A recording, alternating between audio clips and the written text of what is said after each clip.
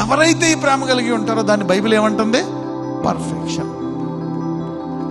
So perfection is అంటే ఏంటి? అలాగని పూర్తిగా ప్రేమించేయాలా? దేవుడు అందరిని ప్రేమించాడు, కానీ ఎక్కువ దేవుని ప్రేమించింది ఎవరు? మీరు చూస్తే ఈ డిసైపుల్స్ లో ఒక ఆయన ఎప్పుడు ఆయన రొమ్ము మీద అనుకుంటాడు. ఎవరు? యోహాను.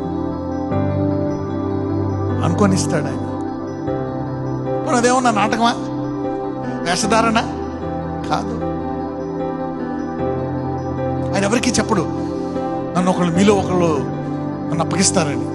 పేతురుకు తెలుసు. అప్పుడు ఈయన అడుగుతాడు, ఎవరు ప్రభువా అంటే. అప్పుడు ఏం చేస్తాడు? నేను ఇప్పుడు ముంచి ఇస్తా వాళ్ళకే. సో అది ముంచి ఇవ్వగా అక్కడ ఇద్దరికే తెలుస్తుంది. ఎవరికి? పేతురికి, యాకోబు కూడా తెలియదు. అందుకే కొరింథీయుల్లో ఒక మాట అంటాడు, ఆయన రాజులకు బయలుపరచలేదంట.